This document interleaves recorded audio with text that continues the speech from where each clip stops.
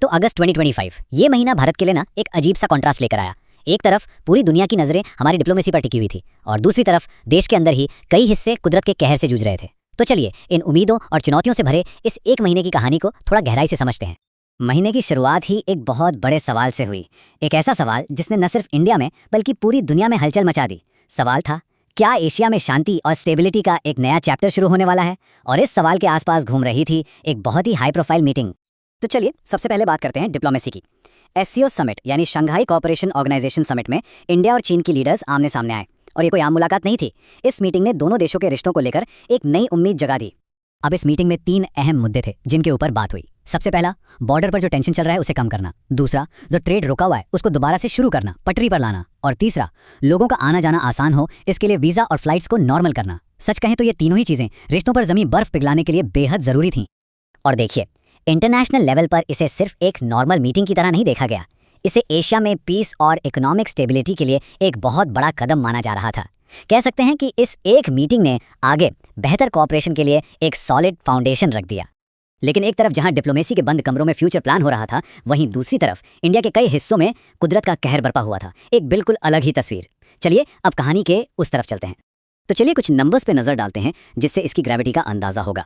बाढ़ से सीधे सीधे 15 लाख से ज्यादा लोग प्रभावित हुए। सोचिए, 15 लाख लोग।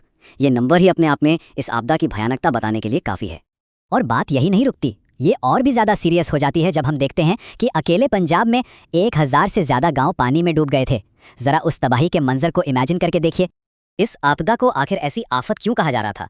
इसका कॉन्टेक्स्ट ये नंबर देता है, साल 2001। जी हाँ, नॉर्थ वेस्ट इंडिया के लिए ये 2001 के बाद का सबसे ज्यादा बारिश वाला अगस्त था।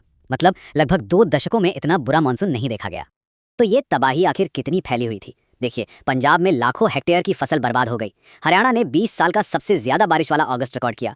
और पहाड़ी स्टेट हिमाचल में लैंडस्लाइड्स ने सड़कें और पुल तोड़ दिए। पूरी लाइफ अस्त व्यस्त हो गई।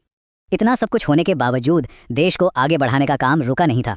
एक तरफ ये सब चल रहा था और दूसरी तरफ पार्लियामेंट और गवर्नमेंट फ्यूचर को ध्यान में रखते हुए इंपॉर्टेंट लॉज और पॉलिसीज बना रहे थे। इस महीने 2 बड़े कानून सामने आए। पहला था मर्चेंट शिपिंग एक्ट 2025। इसका काम है इंडिया के समुद्री हितों को प्रोटेक्ट करना। और दूसरा, नया इनकम टैक्स एक्ट 2025। इसका मकसद है टैक्स सिस्टम को सरल बनाना, आसान करना। और ये 1 अप्रैल 2026 से लागू हो जाएगा। लेकिन जैसा अक्सर होता है, पॉलिसीज हमेशा सबके लिए गुड न्यूज़ नहीं लाती। सरकार ने एक फैसला लिया ड्यूटी फ्री कॉटन इंपोर्ट को दिसंबर तक बढ़ाने का। और इस फैसले से देश के कपास किसान काफ़ी नाराज हो गए, जिसके बाद उन्होंने प्रोटेस्ट करना शुरू कर दिया।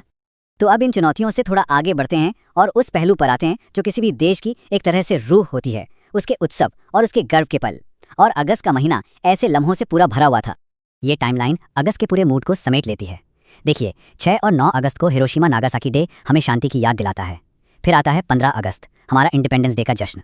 उसके बाद 23 अगस्त नेशनल स्पेस डे, जब हम चंद्रयान 3 की सक्सेस को सेलिब्रेट करते हैं। और आखिर में 29 अगस्त नेशनल स्पोर्ट्स डे, जोश और जुनून का दिन। कल्चर और सोसाइटी में भी काफ़ी कुछ हो रहा था। जयपुर में मणिका विश्वकर्मा को मिस यूनिवर्स इंडिया का ताज पहनाया गया। और दूसरी तरफ सोशल मीडिया पर एक बहुत ही प्यारा वीडियो वायरल हुआ, गणपति बप्पा और नन्हा मेहमान बिल्ली का। एक ऐसा वीडियो जिसने सबके चेहरे पर स्माइल ला दी। और जब बात स्पोर्ट्स की आती है तो भाई इंडिया ने तो कमाल ही कर दिया। हॉकी टीम ने एशियन चैंपियंस ट्रॉफी में अपना दबदबा बनाए रखा। बैडमिंटन में पीवी सिंधु और लक्ष्य सेन जैसे हमारे स्टार प्लेयर्स चमके। और क्रिकेट में टीम इंडिया ने श्रीलंका को 3-0 से हराकर सीरीज क्लीन स्वीप कर ली। मतलब स्पोर्ट्स के लिए तो एक जबरदस्त महीना था। तो डिप्लोमेसी की सक्सेस, कुदरत का कहर, फ्यूचर के लिए कानून और जश्न के पल।